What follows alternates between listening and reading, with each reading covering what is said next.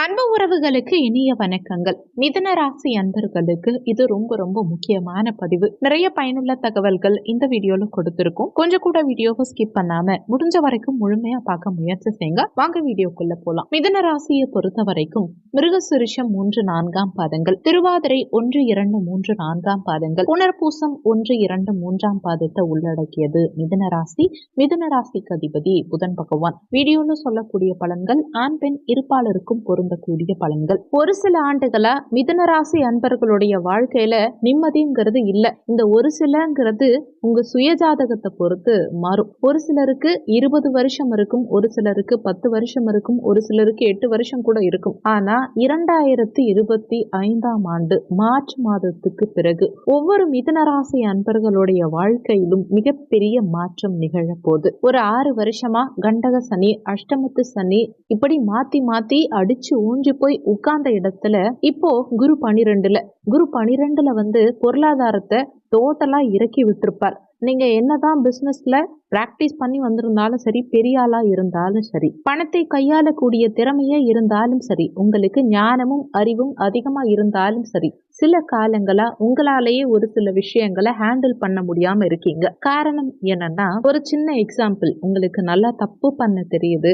தப்பு பண்ணி பணத்தை சேர்க்கக்கூடிய திறன் உங்களுக்கு இருக்கு. அதே மாதிரி இன்னொரு பக்கம் நல்லா உழைச்சி சம்பாதிக்கக்கூடிய திறன் இருக்கு. ஒரு பிசினஸ 20 வருஷமா நீங்க தான் பண்றீங்க அப்படிங்கிற எந்த சூழ்நிலை இருந்தாலும் சரி, இந்த குரு 12ல போகும்போது கையில பணம் தங்காம மத்தவங்க கிட்ட கையேந்தக்கூடிய சூழல் வந்திருக்கும். அடுத்து நம்ம என்ன பண்ணணும் அப்படிங்கிற மாதிரி யோசனை உங்களுக்கு தோன்றி இருக்கும். இந்த மாதிரியான அமைப்புகளை குரு பகவான் உங்களுக்கு ஏற்படுத்தி இருப்பார். சனி பகவான் எப்படி உங்களுக்கு கஷ்டத்தை கொடுத்தாரோ, குரு பகவான் தலையில ஒரு தட்டு தட்டி இதுதான் லைஃப்னு உங்களுக்கு சொல்லி கொடுக்கிறாரு பாருங்க. அதுதான் வாழ்க்கை. அதாவது ஒரு தெளிவை கண்டிப்பா மிதுனராசி என்பர்கள் ஃபேஸ் பண்ணி இருப்பீங்க.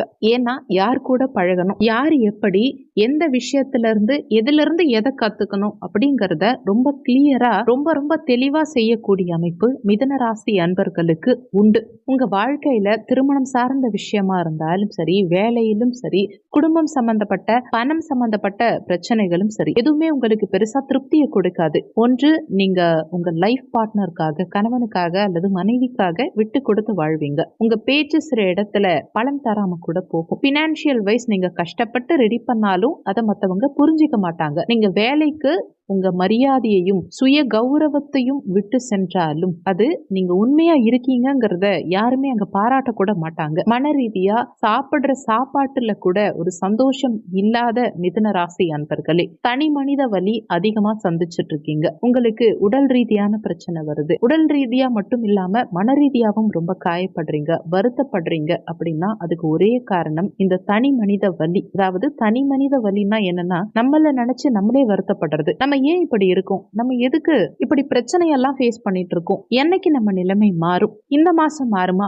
அடுத்த மாசம் சம்பளம் வந்த உடனே எல்லா கடனையும் அடைச்சிடணும், அடுத்த முடிவு எடுக்கணும், அடுத்த மாசத்துல இருந்து இவங்க கிட்ட பேசவே கூடாது, நம்ம இவங்க கிட்ட பேசுறதுனாலதான் நமக்கு பிரச்சனை அப்படிங்கிற மாதிரி பல முடிவுகள். படிப்புல உங்களை மீறி நீங்க ஃபெயிலியர் ஆகுறது, உங்க மைண்ட் ஆப்சன்ஸ்ல போறது. அது என்னன்னா உங்களுக்கு கான்சென்ட்ரேட் பவர் குறைஞ்சிரும். நீங்க மனசுல எல்லாத்தையும் உள்வாங்கிப்பீங்க, எல்லாத்தையும் செயல்படுத்தணும்னு நினைப்பீங்க, ஆனாலும் எதுவுமே முடியாது. அந்த யோசனையையும் செயலும் ஏன் இப்படி மாறுது அப்படின்னா, உங்க கர்மாங்கிறத தாண்டி இந்த குரு 12ல இருக்கிறது.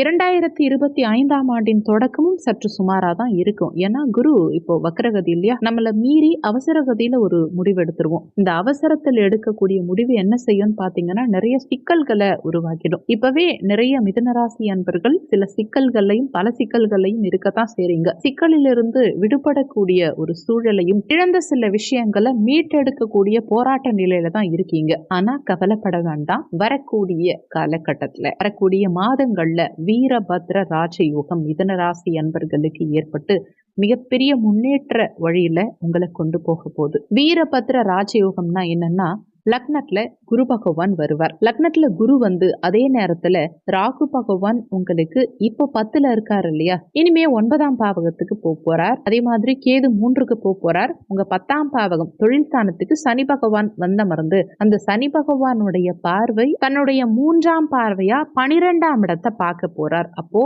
இழந்த ஒவ்வொரு பணத்தையும் திரும்ப உங்களுக்கு பெற வைக்கும். மற்றவங்களுக்கு கொடுத்து ஏமாறந்த பணம் உங்களுக்கு திரும்ப சேரும். இதுக்கு வீரபத்ர ராஜயோகம் ரொம்பவே பயனுள்ள வகையில இருக்கும். இந்த வீரபத்ர ராஜயோகம் மிதுன ராசி அன்பர்களுக்கு எவ்வளவு நாள் இருக்கும்? இந்த வீரபத்ர ராஜயோகத்தை ஆக்டிவேட் பண்றதுக்கு என்ன பண்ணணும்? இந்த வீரபத்ர ராஜயோகத்தை மிதுன ராசி அன்பர்கள் எப்படி ஃபேவரட்டா மாத்திக்கணுங்கிறத பார்க்கலாம். உங்களுக்கு குடும்பத்துல இப்ப பிரச்சனை, நீங்க எது பேசினாலும் பிரச்சனை ஆகுது, கணவன் மனைவி பிரிஞ்சிருக்கீங்க, இல்ல வேலையே கிடைக்காம ஒரு வேலையில இருக்கீங்க, இப்போதைக்கு இருக்கிற வேலையை மாறலாமா, இல்ல ஒரு நல்ல டைம் வருமானம் வெயிட் பண்ணிட்டு இருக்கீங்க, இல்ல படிப்புல அரியர்ஸ் நிறைய இருக்கு, பணம் கட்ட முடியல, ஒரு போராட்டமான சூழல் இருக்கு, மனசுல ஒவ்வொரு நாளும் ஒரு விஷயத்துக்காக ஆசைப்பட்டு அது எதிர்பார்த்த மாதிரி ஒரு முடிவுக்கு வரல, அதே மாதிரி கொடுத்த பணம் வரல, பிசினஸ்லயும் நிறைய பிரச்சனை இருக்கு, வீட்டுல நிம்மதியா இருக்க முடியல, வீட்டு வாடகை கொடுக்க முடியல, ரொட்டேஷனுக்கு பணம் இல்ல, ஒரு 50,000 ரூபாய் மாதம் சம்பாதிச்சுட்டு இருந்த நீங்க இப்ப கையில வரும் 10-20ன்னு வச்சுட்டு சுத்திட்டு இருக்கீங்கன்னா உங்களுக்கு எவ்வளவு கஷ்டமா இருக்கும்? ஒவ்வொரு நிமிஷமும்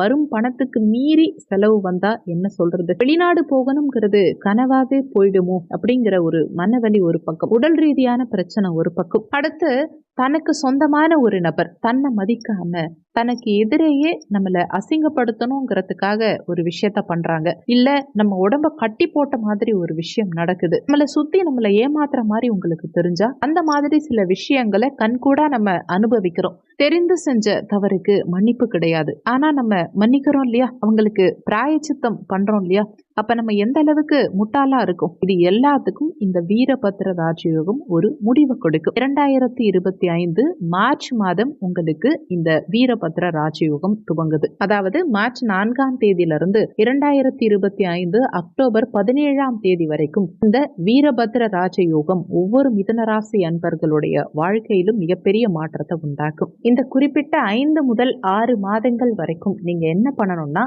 வீரபத்ர ராஜயோகத்தை ஆக்டிவேட் பண்ணணும். அது எப்படின்னா, முதல் விஷயம், உங்க குலதெய்வ கோவிலுக்கு போயிட்டு வாங்க. குலதெய்வ கோவிலுக்கு போயிட்டு வந்தா இந்த வீரபத்ர ராஜயோகம் உங்களுக்கு ஆக்டிவேட் ஆகும். அதாவது இந்த 6 மாதத்துல நீங்க குலதெய்வ கோவிலுக்கு போகாம இருந்தீங்கன்னா கண்டிப்பா ஆக்டிவேட் ஆகாது. குலதெய்வ கோவிலுக்கு போனாதான் உங்களுக்கு வீரபத்ர ராஜயோகம் ஆக்டிவேட் ஆகும். இந்த குலதெய்வ கோவிலுக்கு போனதுக்கு அப்புறம் மிதுன ராசி அன்பர்களுக்கு நெகட்டிவான கிரகம் எதுன்னு பாருங்க. உங்களுக்கு நெகட்டிவான கிரகம் எதுன்னா இப்போதைக்கு சனி பகவான் 10ல வந்து அமர்வதுதான் பிரச்சனை. இந்த 10ல வந்து அமரும் போது பதவியில சில பிரச்சனைகளை கொடுப்பார். தொழில் சம்பந்தப்பட்ட விஷயங்கள்ல கவனமா இருக்கணும், பணம் கொடுக்கல் வாங்கல கவனமா இருக்கணும், கணவன் மனைவிக்குள்ள ரொம்ப பார்த்து யோசிச்சு பேசணும். அதை விட தாண்டி குரு 50-50 தான் உங்களுக்கு நல்லது பண்ணுவார். ஏன்னா லக்னத்துல உட்கார்ந்துருக்கார்.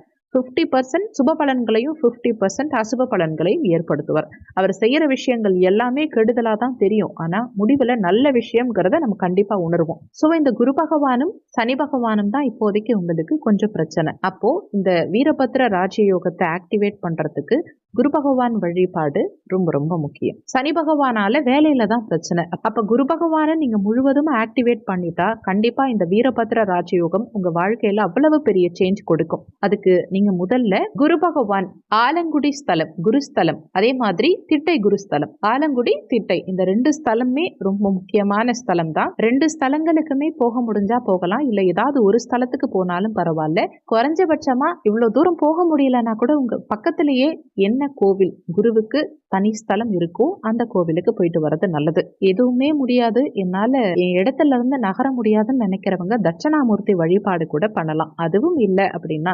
ஜீவசமாதி வழிபாடு பண்ணலாம், குரு வழிபாடு பண்ணுங்க, சாய்பாபா வழிபாடு பண்ணுங்க, யார வேணாலும் வழிபாடு பண்ணலாம். வியாழக்கிழமை தினங்கள்ல வழிபாடு பண்ணுங்க. 3 வாரம் இது ஃபாலோ பண்ணுங்க.